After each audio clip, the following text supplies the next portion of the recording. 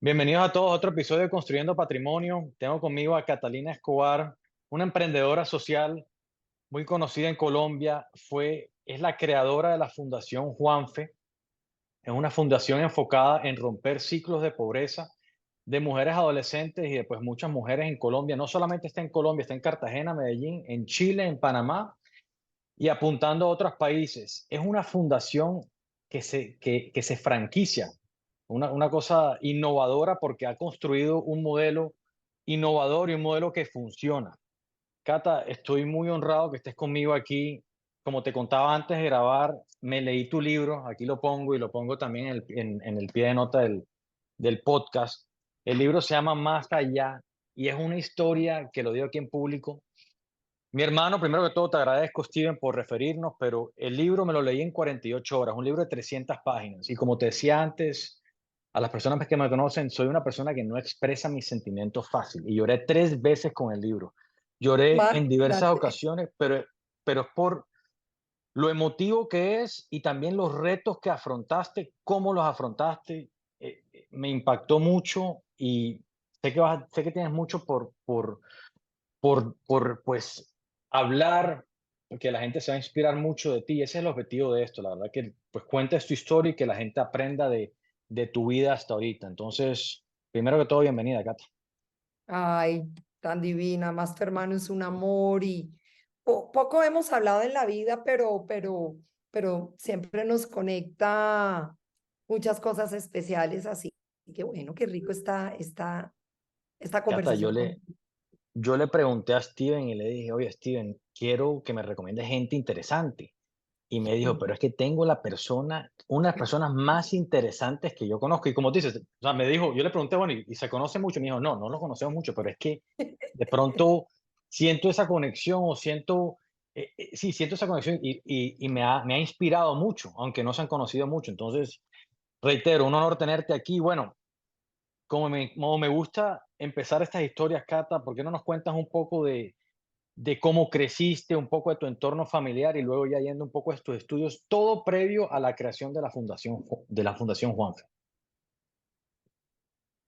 Yo lo primero que te tengo que decir es que yo tenía buenas bases, porque es que yo soy hija de un empresario hecho a pulso, que viene de Pensilvania, Caldas. Y toda la familia Escobar, pues como todo mi núcleo familiar, pues han sido empresarios de pueblo, luego emigraron a Manizales, luego a Bogotá, y a mí lo que más me enseñaron fue valores, empresa y ser solidarios. Y yo creo que eso es lo que, con eso desayunaba, almorzaba y comía todos los días durante toda mi infancia y mi adolescencia. Y tengo un padre maravilloso que ha sido mi mentor, mi tutor y un gran amigo, que es de las personas que también admiro mucho porque hay que tener mucha valentía, crear empresa sin haber ido a la universidad. Claro. Y además con un sentido de humanidad y ser exitoso y ser tan patriota. Esas son mis bases. Eh, Sin embargo, yo hice otras cosas. Yo sí tuve la oportunidad de estudiar fuera de Colombia. Me fui primero. Yo me gradué chiquita, entonces yo me fui a Europa un año, luego pasé a Estados Unidos, luego me gané una beca en Japón y de ahí me volví a Estados Unidos, me gradué, me vine a Colombia y empiezo a encaminarme en el mundo corporativo, si se puede decir así, que a veces suena frío y antipático, pero al contrario, era empezar a contribuir al Producto Interno Bruto Nacional como una persona que laboraba en el sector de la economía formal, porque es que eso es la manera como uno tiene que hablar. Tuve el privilegio de tener educación y de empezar a trabajar en el mundo formal. A mí lo que me empieza a cambiar la vida es desde que tengo 13 años, porque uno nunca puede apagar el alma, ¿sabes? Uno nunca puede cerrar las puertas y uno tiene que escuchar la voz de la conciencia, esa voz que siempre está como tiri, tiri, dándole, dándole, dándole, y hasta que uno no, hasta que no lo enloquece a uno, no queda tranquilo. Pero hay tantas distracciones en el mundo que esa voz se acalla. Por eso es importante eh, no distraerse. No me distraje. desde chiquita, 13 años, yo traía niños de la calle a mi casa, ¿cómo se llama? Al garaje. Y yo hacía fiestecitas para ellos y les hacía sanduchitos y arroz con pollo y increíblemente les enseñaba matemáticas, les hablaba de Dios, Sammy. Porque ¿quién les iba a hablar de Dios a unos niños cuando la vida le había sido tan difícil desde que nacieron? Y yo eso nunca lo dejé morir. Y lógicamente la vida me fue pasando y se me fueron poniendo unos cimientos cada vez más fuertes hasta que pasa un suceso desafortunado que fue la muerte trágica de mi hijo que se cae de un balcón. Y digo trágica porque hubiera podido morirse de cualquier forma, seguramente ninguna muerte es chévere, pero es que yo lo dejé por la mañana dándole un beso, diciéndole hasta mañana y volví, y estaba como un sapito en un antejardín. Entonces, eh, uno trata de sobrevivir como ser humano, ¿sabe? Eh, Muchas veces la gente dice, uy, pucha, Catalina tiene una de las mejores organizaciones de Colombia, sí, pero yo no soy magna cum laude. Eso es algo que quiero dejar acá. No tenemos que estudiar astrofísica, no tenemos que ser extremadamente brillantes. Lo que necesitamos ser es ser seres humanos extraordinarios, nada más.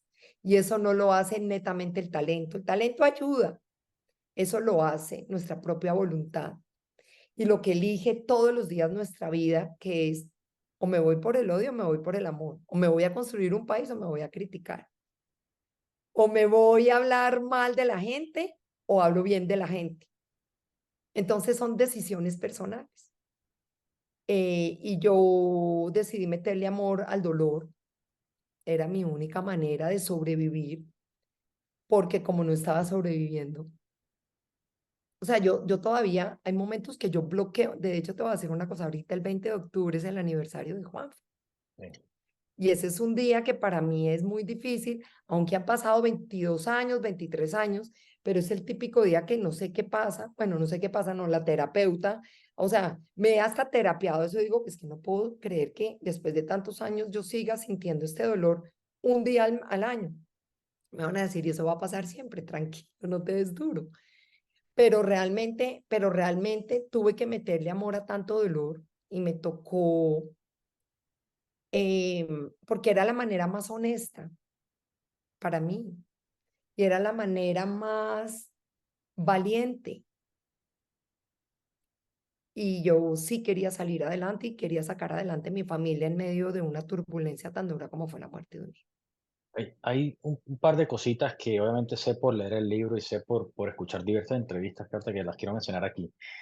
Bueno, primero no sabía lo de los 13 años porque creo que no lo comentas en el libro, que de pequeña ya tenías esa. Sí, sí está. ¿Sí está? Ah, entonces se me pasó ahí. Estaban encharcados los ojos mientras leí.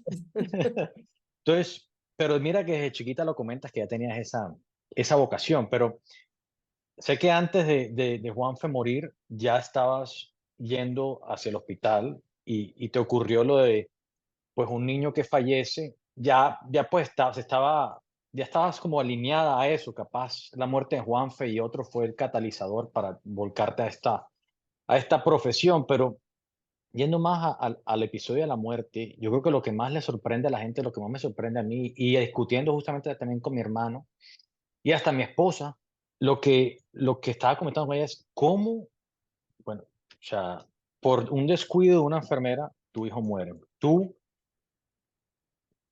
prácticamente perdonas a esa enfermera esa misma noche. Y eso toma, como te digo, o sea, yo quiero simplemente recalcar ese momento porque toma una fortaleza íntegra que yo no logro concebirlo. O sea, y gracias a Dios nunca he experimentado eso, pero, o sea, ¿puedes hablarme un poco de eso? Porque, reitero, no entiendo esa rabia y cómo lo pudiste perdonar tan rápido. Te voy a contar una cosa que me pasó recientemente. Ujú. Tú sabes que Twitter, por los algoritmos, le empieza a salir una cantidad de gente que uno en la vida ha visto. Y de repente me sale una persona que fue premiada como mujer CAFAM, llamada fulana de tal. Y dice en redes sociales, recuerdo muy bien, algo así, ¿no? No textual porque, pero, o sea, recuerdo muy bien cuando mi madre fue una empleada doméstica y lo único que recibía de sus patrones era una salchicha al día para comer. Cuando ella llegaba a casa, eso era lo que compartíamos ella y yo. Aborrezco a la gente de dinero. Y yo le escribí, hola fulana, solamente para comentarte que mi hijo muere por el descuido de una niñera. ¿Tú te imaginas si yo salgo destilando odio diciendo, aborrezco a las niñeras del mundo?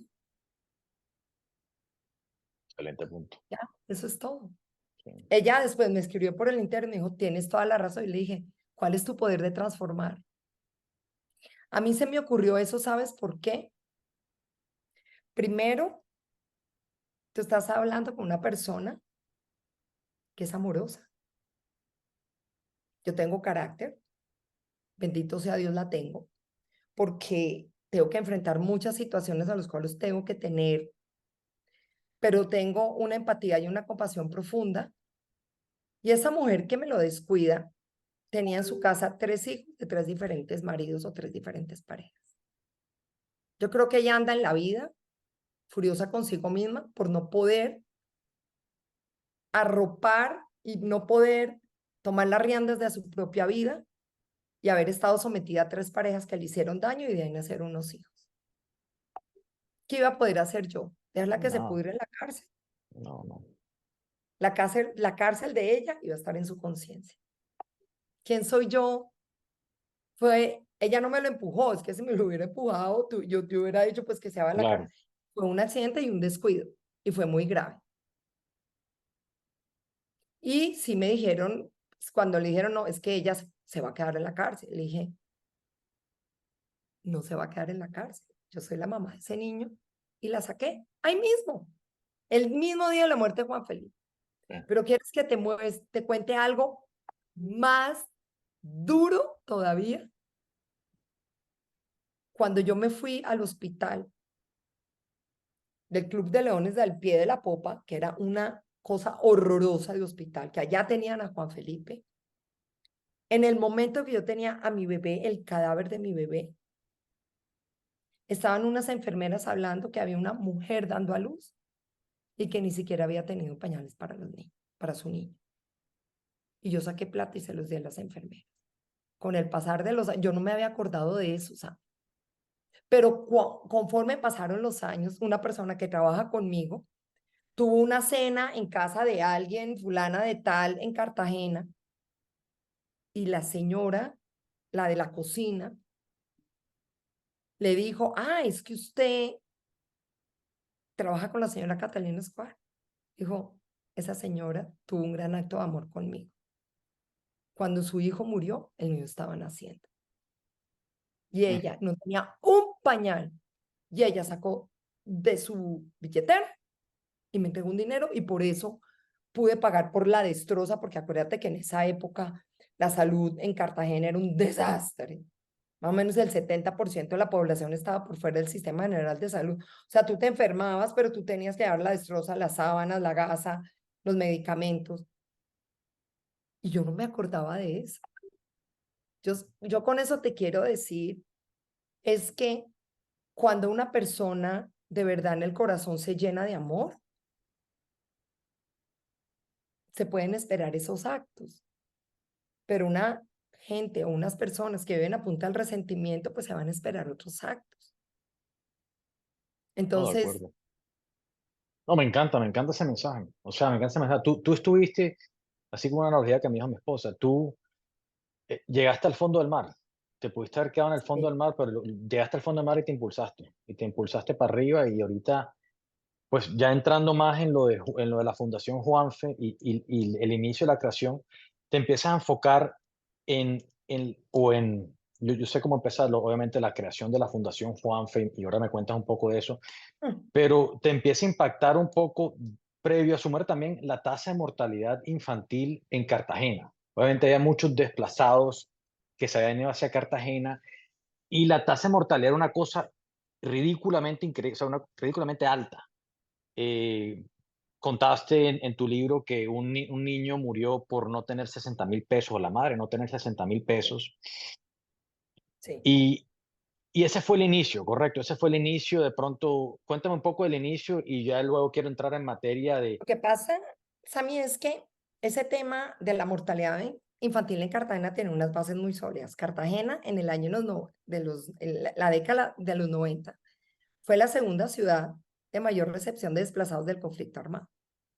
En menos de una década, Cartagena duplicó sus habitantes. O sea, yo vivo en Bogotá, o sea, tú te imaginas tener de repente 16 o 17 millones de habitantes en menos de 7, 8, 9 años, si así es el tráfico, así es el desastre. Lo mismo le pasó a Cartagena. La diferencia es que no llegaron migrantes a invertir, llegaron gente de muchas regiones de Colombia a habitar en los cordones de miseria. De ahí nace Nelson Mandela, de ahí es la gran población de Olaya Herrera, del Pozón. Nomás Nelson Mandela tiene 100.000 habitantes. Entre Nelson Mandela, el Pozón y Olaya Herrera hay 300.000 habitantes. Eso es un poco menos de la población de Manizales. Entonces, obviamente todo iba a colapsar. Colapsaron los colegios, la trama urbana. Empezaron, ¿no? Y obviamente hay un libro que habla del paseo de la muerte, famoso. Y es un libro de un escritor además, un escritor y periodista que falleció hace mucho, que se llama Rencor, el libro, de Óscar Collazos. Y contó esa realidad. Es una novela, pero es la realidad.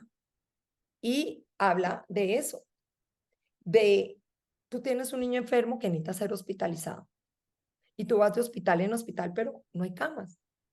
Y el paseo de la muerte es que se te muere el niño dando el paseo, tratando de encontrar un hospital. Y eso pasó. Y fuera de eso, con la corrupción imperante y tan horrorosa. Entonces, ¿qué pasa? Yo estaba en maternidad Rafael Calvo durante un año, 2 días a la semana, consagrada, porque yo soy una mujer de palabra. Si yo digo, me comprometo a eso, está de por medio mi palabra y mi reputación, siempre. Yo honro mi nombre y honro mi palabra. Entonces empecé a ver unas realidades terribles. Lo que no sabía, porque yo simplemente iba de manera humana y voluntaria a ocupar un lugar que nunca me correspondió. A mí nunca me correspondió atender partos, a mí nunca me correspondió ser muchas manos asistentes en una unidad de neonatos. Lo que sí me correspondía era entender y amar a las personas por lo que son y en una realidad muy dura y yo tenía mucho para dar de amor. Entonces, lo que no sabía es que Maternidad Rafael Calvo era el hospital donde nacían la mitad de los niños de la ciudad. Entonces, habían 11.000 partos al año. Imagínate que habían más de 3.200 a 3.600 legrados. Imagínate. Llegaban niñas preabortadas y toda la inmensidad de cosas que uno tiene que ver ahí. Y entonces, eso para mí fue mi PhD. Yo ya había hecho un máster. Para mí eso fue el estudio del corazón, o sea, el estudio del alma, el estudio de meterte, el estudio de transitar ese mundo oscuro.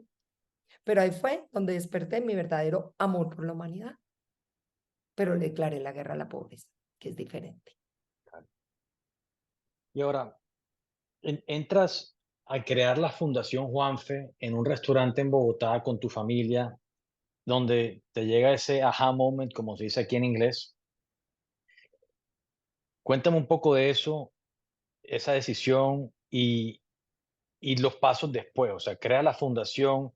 Entiendo que después, más adelante, pues no, o sea, ¿cómo fue inicialmente, pues tratar de levantar dinero? Obviamente, yo me sé la historia porque me leí el libro, pero ¿cómo fue ese challenge o ese reto inicial de levantar dinero, o No, a mí tratar nadie de... creía en mí.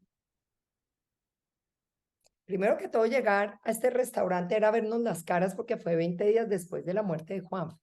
Entonces, vernos las caras, pues a estar la familia. Pero como a la que se le murió el niño de los 60.000 pesos fue a mí. Y seguramente muchos, pero a mí me tocó esa experiencia. Y habrán muerto por 1.000.000 y por 300.000 y por 20 millones y por 30.000 pesos también. Pero a mí me tocó vivir la muerte de un niño de 60.000 pesos cuando yo tenía la plata ahí, pero era necesitada pues para un tratamiento desde días anteriores. Entonces, cuando a mí me llega, papá me dice, pídele al mesero la cuenta, pues el mesero me pone la cuenta. Y cuando veo que lo que se está comiendo mi marido en ese momento y mi hijo mayor y yo eran los 60.000 pesos. Y ahí sí, yo sí tengo que manifestarte varias cosas respecto a ese momento. Primero, se me fue la ansiedad. Era como que, eso es cuando uno dice, eso era lo que tin, tin, tin, tin, tin, tin. Entonces, era un momento como que, ¡fu!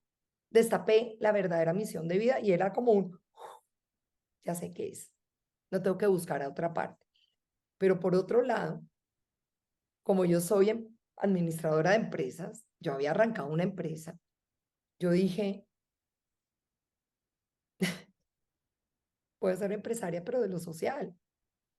Y tengo que arrancar esto de ceros y tengo que ver cómo lo hago. Pero entonces, así como se me fue la ansiedad por un lado, empecé a tener un mundo de expectativa y digo, ¿y ahora cómo lo voy a hacer? Y como te digo, yo no soy magna cum laude, yo no. Simplemente yo empecé a estudiar como estudiante.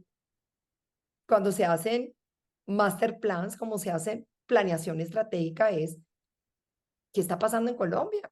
¿Qué está pasando en América Latina con la pobreza? ¿Qué está pasando con Cartagena? No había Google en esa época, ¿no? O sea, a mí me tocaba ir a los centros de pensamiento y de investigación de la Universidad de Cartagena, me tocaba ir y buscar documentos en Banrepública, en el DANE, o sea, lo que te estoy diciendo es apoteósico, porque hoy todo el día acá Sí, encontramos sí. todo el GPT, Claro.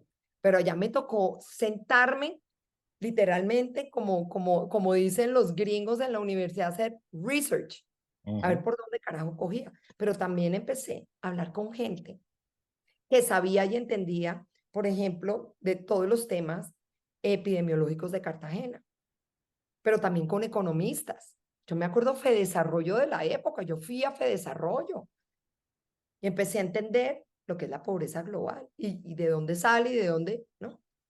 Para poder yo decir, a ver, apuntemos a alguna parte, a ver cómo nos va. Ahora, yo soy emprendedora social.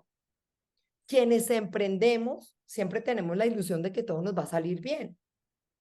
Si no, no emprendemos. Entonces, Claro. lógicamente, eso pasó hace 22 años y yo nunca me imaginé que hubiéramos llegado a donde estamos ahora. Pero los primeros años fueron tremendamente duros porque nadie me creyó. Te voy a decir, eran, pobrecita, ella cree que va a resarcir a ese niño, pobrecita. Dejémosla ahí que, que raye en su cuaderno. Es que se está como enloqueciendo.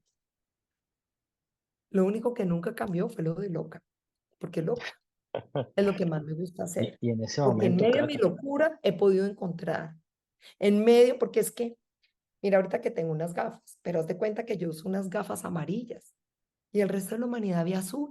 Es que no hay forma de que yo vea azul, Sa. Yo en veo esos, que mucha gente no ve y veo soluciones donde mucha gente no ve, porque como todo el mundo va para allá tratando de solucionar y pues yendo para allá no se soluciona, yo por qué carajos voy a ir para allá. Yo me voy para el otro lado. Es más duro, más difícil, más largo, a veces más angosto, pero cuando logras pasar de esta orilla a la otra, ¡guau! El impacto social. estás Y le pido, completamente enfocada. Tú no hubo nada en tu, o sea, cuando todo tu entorno, de pronto no lo amistades, dudé, etcétera, no creía en ti, nunca dudaste en ti. nunca. He tenido inmensas desilusiones. Claro, y me han pasado caídas, no te voy a decir que no, pero nunca he dudado y nunca he querido botar la toalla. He tenido momentos que he llorado de estrés, de angustia. Y yo muchas veces digo, o sea, yo puedo decir, hubiera podido coger por acá, pero dentro de la misma solución. Yo nunca me echo para atrás y digo, no, me arrepiento. Yo nunca me he arrepentido, porque hay una voz interior. Puedo decir una cosa que no sé cómo va a sonar. No sé si tú escuchaste esa entrevista de Messi. que le dijeron, oiga, ¿usted dónde saca tanto talento? Y él dice, yo soy un ser humano normal, el talento me lo dio Dios. No, pero un momento, no, no, es que quiero explicarles. Es lo que la gente no comprende. Es que ese talento me lo dio. Ah, yo me levanto temprano, yo entreno, yo hago lo, pongo lo mejor de mí, sí, pero eso me lo dio Dios y es lo mismo que me pasa a mí. Todo lo que esto me lleva, o sea, todos estos talentos y todo esto es porque Dios me los ha dado para yo poderlo poner al servicio de las personas y la gente no lo comprende. ¿Y sabes por qué no lo comprende? Porque el ego es el mayor perturbador y es el que nos dice mentiras todo el tiempo. Yo no. Y obviamente uno es un ser humano que se equivoca de muchas formas, pero, Sammy, ¿yo cómo voy a dudar si es que el que se inventó todo este show fue Dios, fue el que me dijo, te voy a quitar un hijo Mm, y te voy a poner en tu corazón un propósito superior? Dime por qué voy a dudar de él.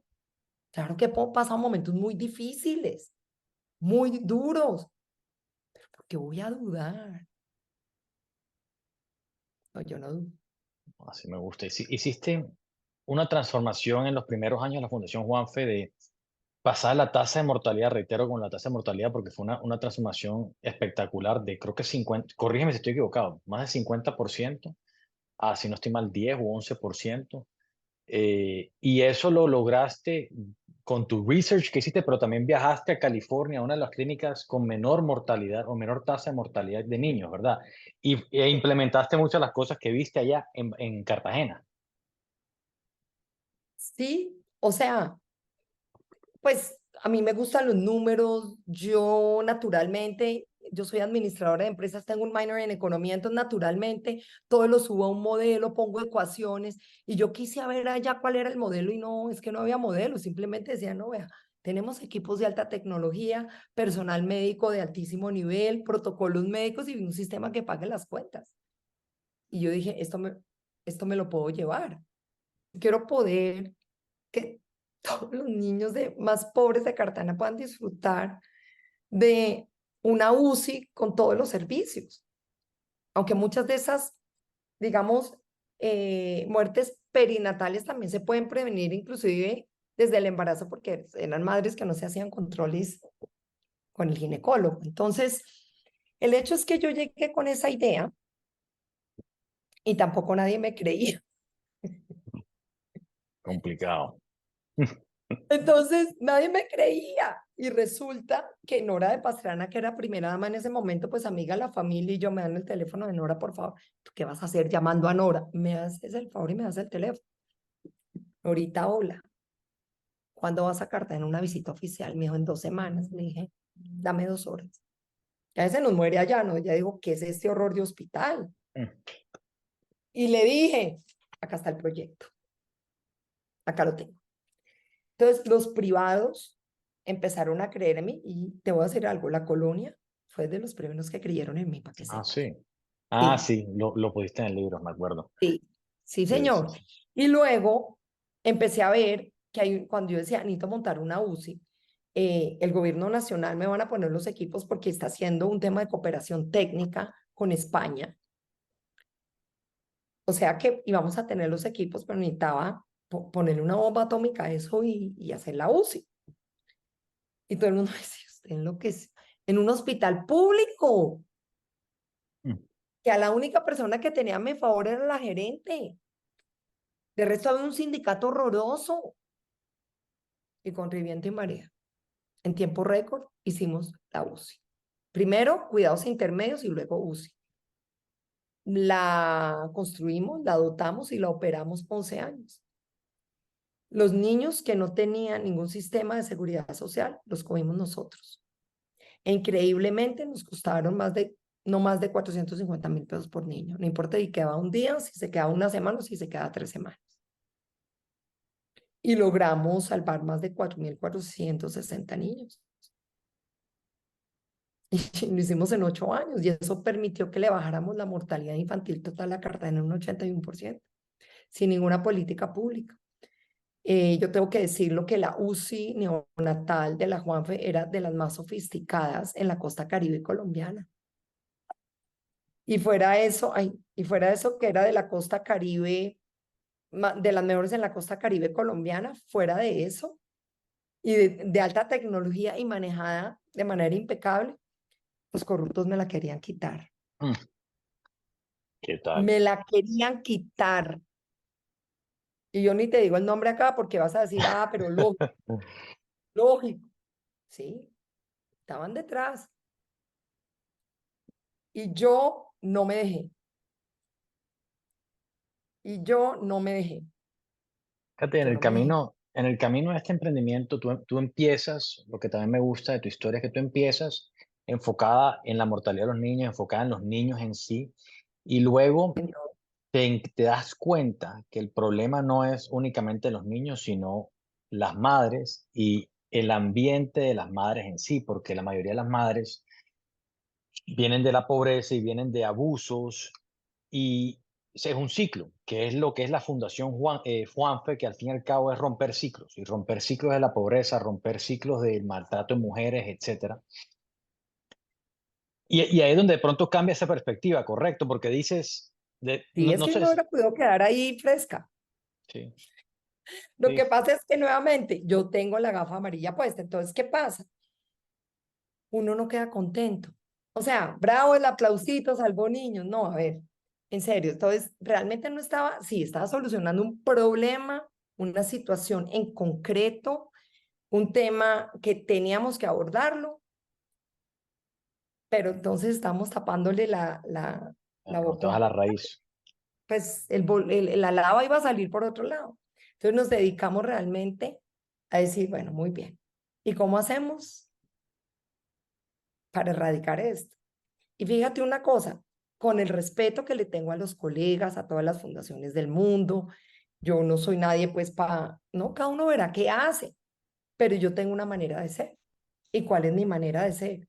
Yo prefiero salvarle la vida a una persona completa a tener 100 con temas asistencialistas. No estoy haciendo nada.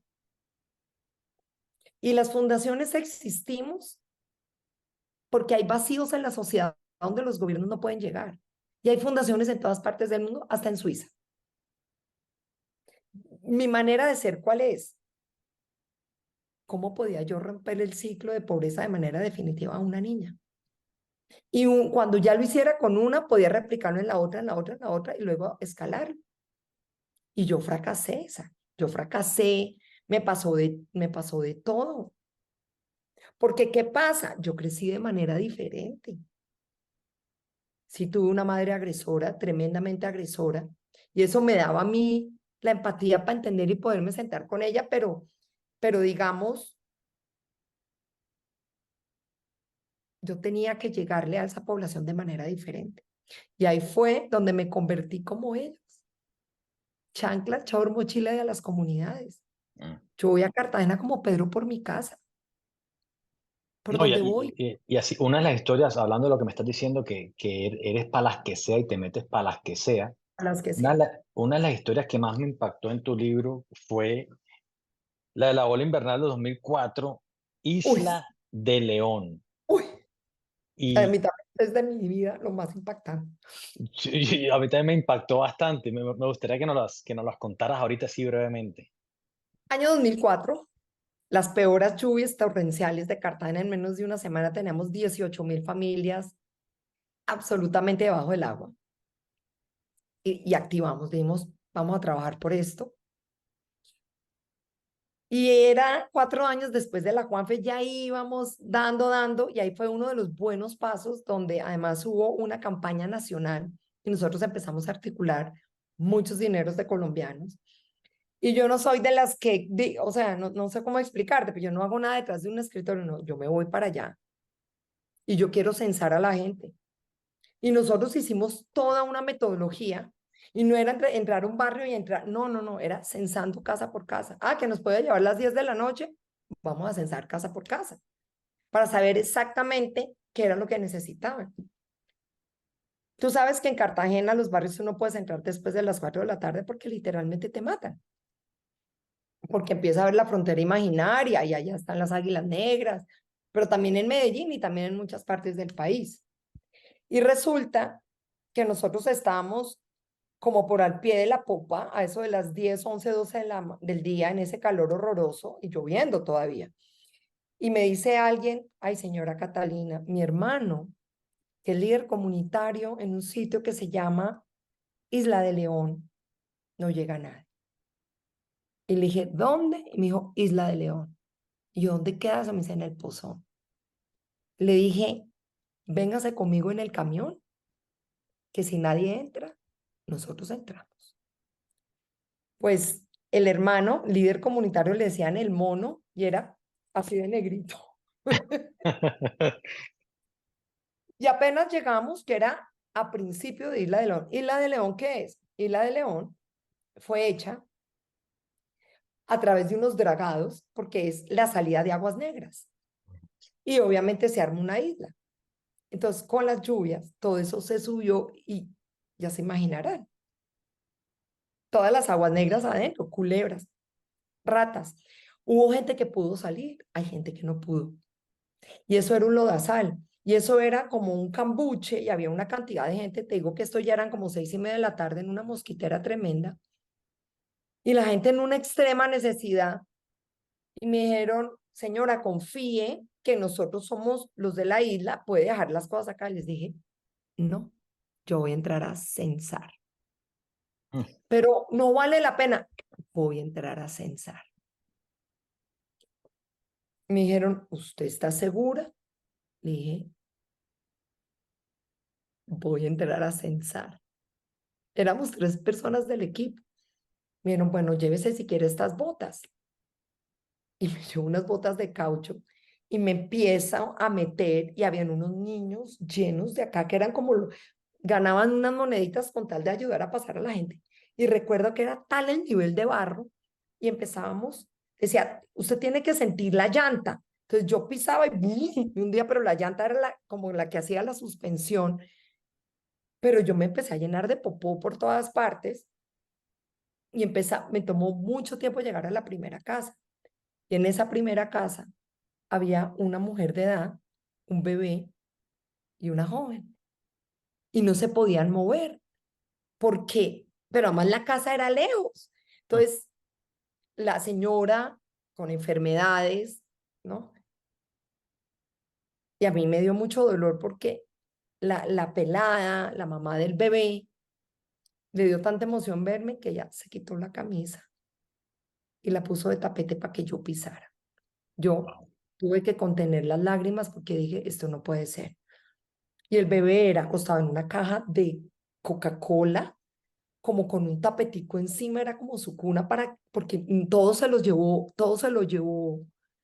eh, El todo era lodo, sí, inundado sí. de popó. Ujú. Y yo solté las lágrimas. O sea, yo decía, esto no puede ser. Y nosotros llegando con las cosas, llegando con las cosas. Cuando llegamos a la segunda casa ya había pasado 1:30, o sea, era 1 hora después, porque tú meterte en ese lodazal es como nadar un océano. Entonces decidimos decir, ok, vamos a confiar, solo pude censar 2 casas, nos devolvimos, dimos a la gente que necesita. Y obviamente, como en tipo 10 de la noche, nosotros nos devolvimos en el camión y yo empecé a llorar como nunca he llorado en mi vida. Primero, arrepintiéndome de la comidita que uno deja en la mesa porque no se quiso comer. Empecemos por ahí. Entonces Claro. empieza uno a tener otro nivel de conciencia. Y dos, fue mi reconciliación con Dios, porque ya había durado 4 o 5 años, esos 4 años muy furiosa con Dios porque me había quitado un niño. Y ahí fue cuando dije, oh por Dios, nadie hubiera llegado acá, nadie. Y nosotros teníamos colchonetas, comida, o sea, nosotros íbamos muy bien, no era pues un cafecito y unos granos, no, íbamos con unas dotaciones muy buenas, batería de ollas, cocina, o sea, comida, o sea, lo estamos haciendo muy bien, agua. Y ahí fue cuando dije, si Juanfe no muere, yo nunca llego acá. Y ahí ya empezó todo a coger un sentido diferente, y ahí fue cuando yo me reconcilié con Dios. Sí, esa historia es impactante, Entonces, te sí, digo. la de León, Sí, sí, y la de León para mí fue, pues, de las experiencias históricas que digo, sabes que yo he vuelto y lo han como medio mejorado, pero es que los puentes eran de palo, eran de palito. Habían 200 familias viviendo allá, ahorita yo no sé cuántas, pero sigue siendo una isla alrededor con aguas negras. y como te digo, recalco la importancia porque cualquier persona es fácil para uno estar detrás de un computador o lo que sea, pero meterse y entender el problema así de raíz, verlo, vivirlo, es una cosa diferente. Ya te genera una perspectiva diferente, entonces, pues muy chévere que No, seas así, Cami, y yo soy así, porque es que ¿cómo voy a entender el problema si no lo conozco? claro. ¿Cómo lo voy a transmitir si no lo tengo inmerso en mi piel? Por eso yo creo que la Juanfe empezó a ser también de mucha credibilidad, porque todo lo que estábamos haciendo no solo era real, sino de alto impacto, pero además a nivel de reputación, con un manejo impecable de los recursos. Entonces, ese ha sido siempre mi gran estrategia. Mi gran estrategia es muy buena gobernanza, muy buenos órganos de dirección, el manejo impecable de los recursos, de manera muy, somos muy pilos y la manera como manejamos los proyectos. Es que además yo empecé con una mano adelante y otra atrás. Todo el mundo dirá, ah, no, pues es que Catalina Siga Ramírez Sí, sí. Cuadro, se hace esto. Perdóname, eso nunca fue así. Nunca fue así. A mí Está me hablando un tocó poco, ir de casa en casa. no, sí, de acuerdo. Y más que todo, el que al principio la gente no creía en ti y decían, ay, pobrecita, está pasando el duelo o lo que sea, y no, pues no creen en ti. No, pero eso es el saboteo de la cabeza. Yo siempre decía, ay, pobrecitos ellos. Yo ya descubrí mi profunda pasión. Estos van a morir sin un propósito superior. Pobrecitos. Es que eso pasa con el ser humano, Sam. Sí, El ser humano, esa es la berraca tontera. Es que la taradez no se cura con nada. Si los seres humanos pudiéramos tener una verdadera libertad mental y espiritual, todos los seres humanos siguen su propósito superior, siendo abogados, economistas, médicos. Es que yo no necesito que la gente monte más fundaciones en el mundo, pero yo no necesito más físicos.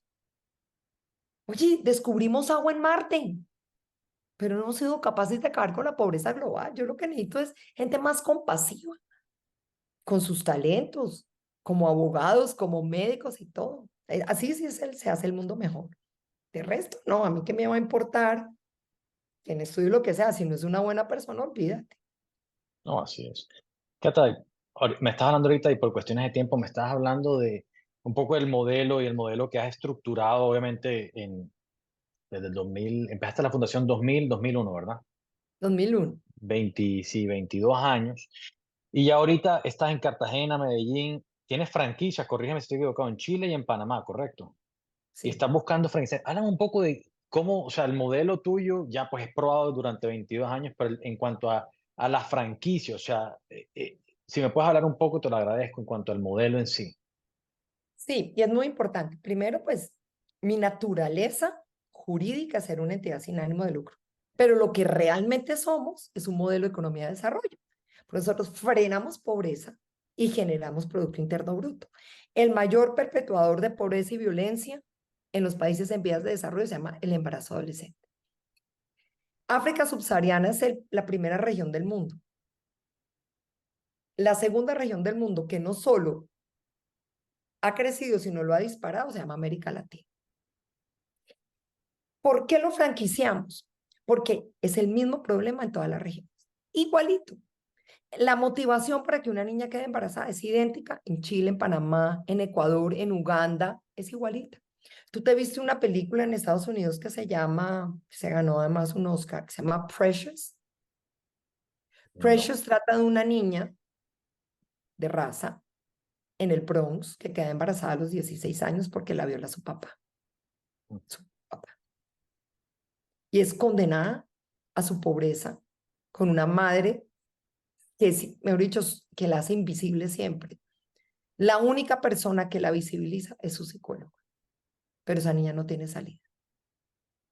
Eso es lo que pasa en Chile, en Panamá, en Costa Rica, en todos los países en vías de desarrollo y casualmente en Estados Unidos. Eso es lo que sucede. Entonces, cuando uno conoce cuál es la línea base que es el grupo poblacional que tiene ese tipo de comportamientos y uno conoce las causas, porque es la misma, es exactamente la misma. Por lo general, son hijas, nietas y bisnietas las que fueron madres adolescentes, que fueron sometidas, que hubo incestos, que hubo tocamientos, que hubo abuso, que, pero sobre todo ha habido un sometimiento. ¿Y el sometimiento qué es? Pues el machismo. Y es que el hombre la somete económicamente, violencia sexual, violencia física. Y eso pasa de una generación a la otra. Entonces lo que hace la UAF es romper de manera definitiva con todo eso. Y acuérdate que no solo es el abuso sexual y la violencia, no. Estoy hablando de niñas suicidas, ¿sabes? Entonces, si una niña de 13 años se quiere suicidar, pues, entonces dice uno, ¿quién pierde? Pues perdimos todos porque no hubo nadie que lo pudo evitar. Que una niña de 13 años no tiene por qué estarse suicidando, tiene que estar estudiando, todavía jugando con sus muñecas, empezando a tener amigas, ¿no? Su adolescencia, pero no tiene por qué estarse suicidando, ¿sabes? Porque no tienen antecedentes químico-depresivos. Es la propia vulnerabilidad, es la condición de ser niña y de ser pobre. Y peor si es afro y peor si es de comunidad indígena. Tú tienes esos criterios y su probabilidad de supervivencia es muy corta. De que estudie, que trabaje y que sea un ser productivo es mínimo. Mira tú las comunidades indígenas y las niñas. El incesto es tremendo, el abuso sexual es tremendo y esas niñas viven sometidas. Entonces, eso no es justo y no es justo para un... Entonces, esto se ve en todos los países. Entonces, nosotros lo que hicimos fue afinar todo el modelo y poner unos no negociables y otros sí se negocian. ¿Qué negociamos en Panamá? Bueno, hay temas culturales que hay que adaptar, lo mismo en Chile, pero es exactamente la misma línea base. Entonces nosotros lo que hacemos es una transferencia metodológica idéntica y eso cuesta y cuesta plata. Es como si yo me traigo la franquicia de McDonald's acá al lado. Claro. McDonald's me va a decir, bueno, primero que todo esto le cuesta $500,000. Segundo, para usted ponerlo, la cocina tiene que ser así, con las dimensiones así, con las sillas así, con las paredes así, con el piso así, y tiene que tener tanta gente. Y tienes que tener el capital para tú crear un impacto. Y el impacto es que vas a atender una gente, que vas a vender hamburguesas, porque además de lo que ganas, tienes que pagar unas regalías. Yo no pago, a mí no me pagan regalías, a mí me pagan una plata y yo una transferencia de un modelo. Y hay gente que me dice, no, pero tranquila que nosotros montamos una fundación aquí de madres adolescentes. Vaya y móntela, Sí. vaya y sea efectiva. O sea, nosotros hicimos el hard work. Nosotros nos equivocamos muchas veces. Yo me equivoqué 1.300 veces y era afinando el modelo y afinando el modelo y afinando el modelo y afinando el modelo hasta que ya sale. Pero te voy a decir algo que es todavía más genial. Nosotros ya supimos medirnos. Nosotros entramos en una evaluación de impacto, un randomized control trial al estilo Esther Duflo. Eso no lo hizo el Banco Interamericano de Desarrollo. Nos inyectó $1.000.000 en 5 años. Y luego entró el Banco Mundial con $100.000 adicionales para hacer otra medición. Y es tan genial lo que nosotros hacemos que nuestro mismo modelo da una tasa interna de retorno del 11.5. Por eso somos una empresa social. O sea, si tú dijeras, bueno, Cata, yo tengo esta empresa y tengo esta empresa, una no me produce nada y una me produce 11.5, pues tú inyectes a donde haya más rentabilidad. Claro. Yo produzco rentabilidad, la Juanfe produce rentabilidad. Y no solo lo vimos, produce el 11.5%, pero no solo lo vimos en el modelo, sino nosotros salimos hace 2 años con los segundos bonos de impacto social del país y fuimos la primera entidad sin ánimo de lucro en América Latina en transar en bolsa. Y pudimos devolverle a los inversionistas el 8.5% de esa inversión, que era más o menos las tasas del mercado de hace año y medio. No, Nosotros Katza, somos qué muy berraquera. versátiles. Nosotros somos muy versátiles. Somos muy versátiles. Somos una empresa. tengo 185 personas trabajando conmigo, de las cuales yo me siento muy orgullosa. A todos, mira, sobre todo Cartagena, que lleva más años, tengo gente de más años. Medellín tengo apenas 5 años. Pero la manera de ser de la... ¿Sabes cómo nos llamamos los juanfelipistas? Somos como una tribu y somos súper diferentes. Somos muy diferentes. Somos, primero, muy apasionados. Segundo, somos orientados a la productividad, orientados al resultado. Estamos orientados al respeto de las personas. Y tenemos un tema muy difícil de explicar, pero es una camaradería de grupo y una vaina grupal. Y sobre todo que hoy nosotros ya no tenemos ni siquiera un departamento de gestión humana. Se llama el departamento de la felicidad. Porque desde hace más, por ahí hace 2 años, yo dije, oiga, no hemos hecho sino estar volcados a la gente. Y mi gente, ¿y cómo está mi gente?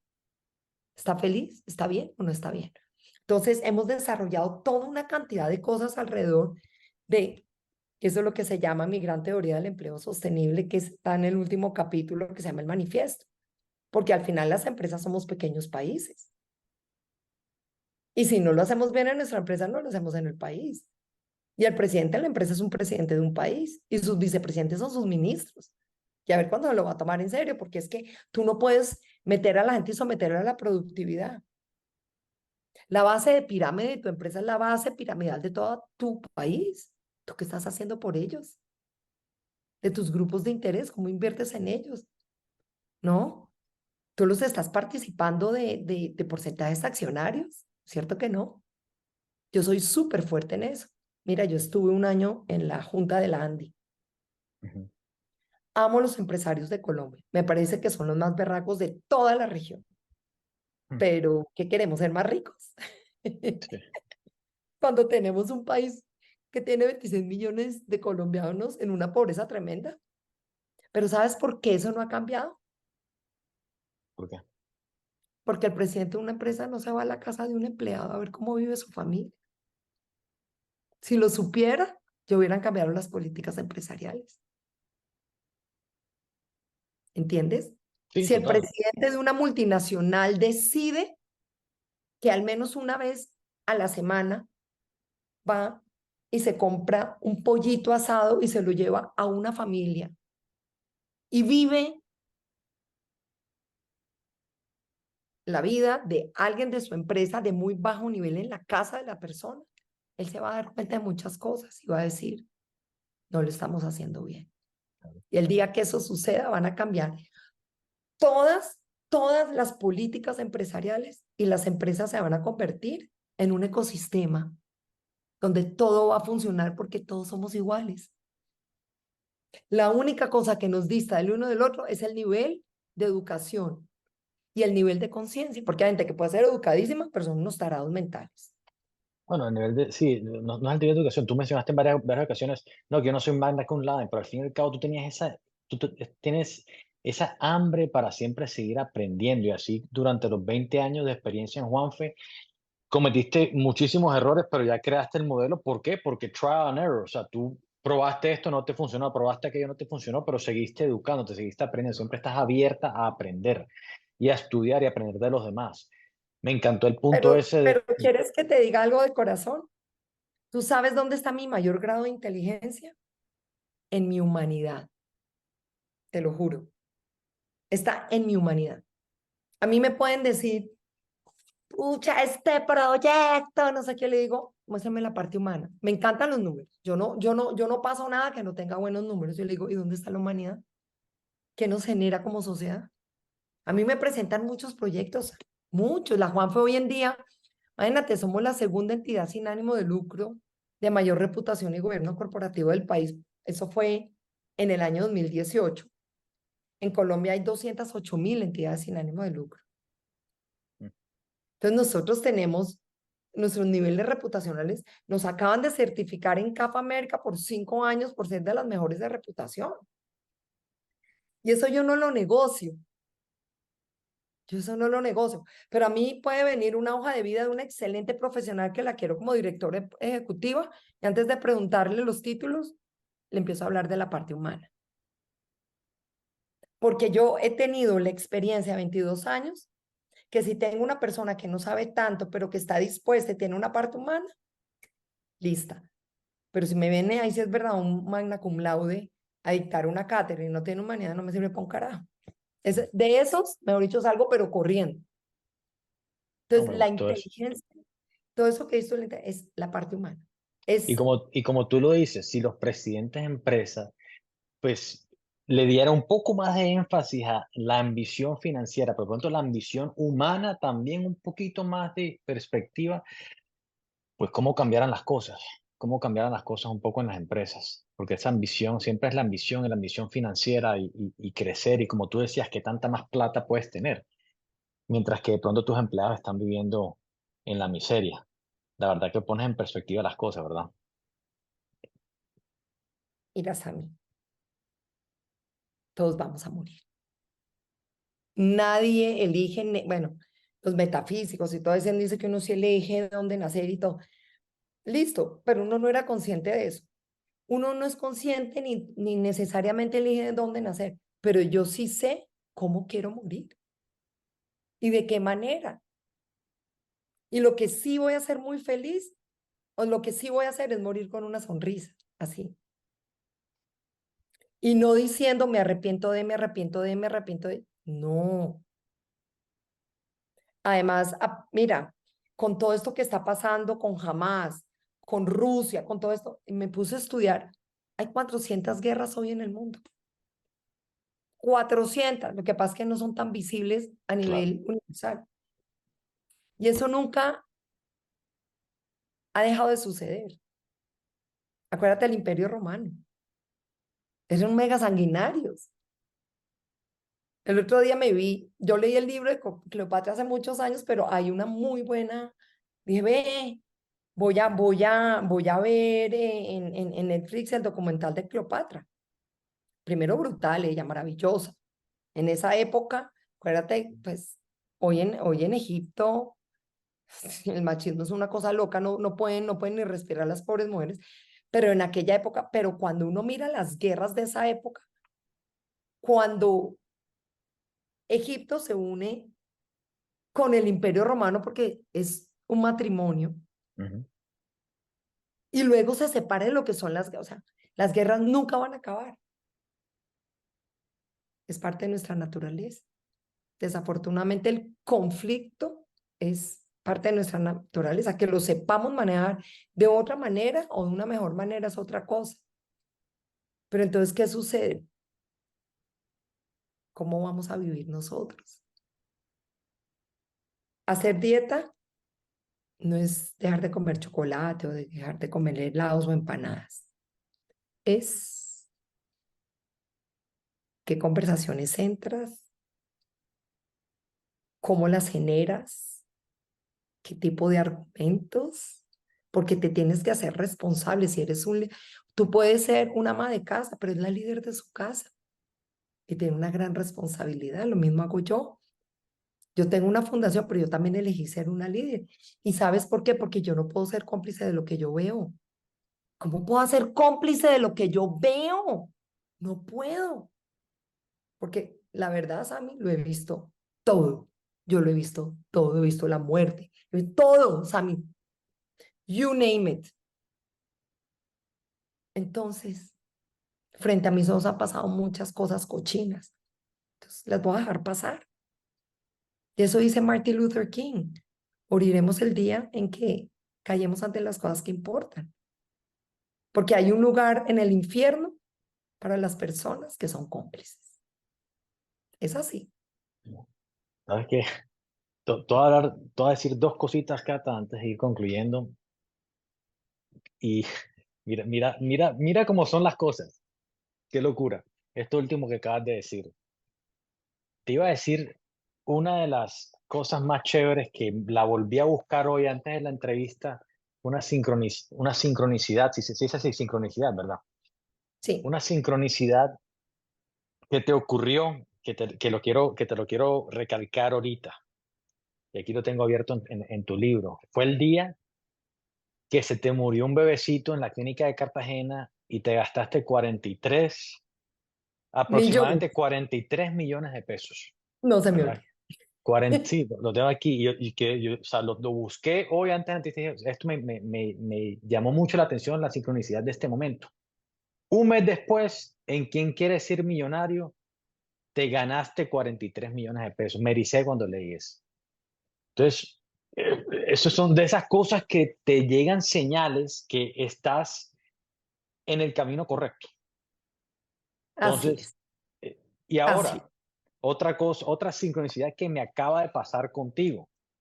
Yo quería concluir esta entrevista contigo con con un quote que tú tenías en tu libro, que es el quote de Martin Luther King, que tú acabas de Así. mencionar. Es que Nuestra, sí, yo te nuestra voy a vida ser pierde de franca en algo. propósito. Yo Sí, soy nuestra vida. feminista, pero no quiere decir que hoy no tengo líderes hombres. O sea, por favor, seamos como también. Sí. No, pero qué locura. Nuestra vida pierde propósito cuando nos mantenemos callados ante las cosas que nos importan. Y es también lo que estábamos hablando antes de grabar. O sea, que tú me decías, pues que tú estás activa en las redes sociales, hablando de los conflictos, etcétera, pues son cosas que nos importan.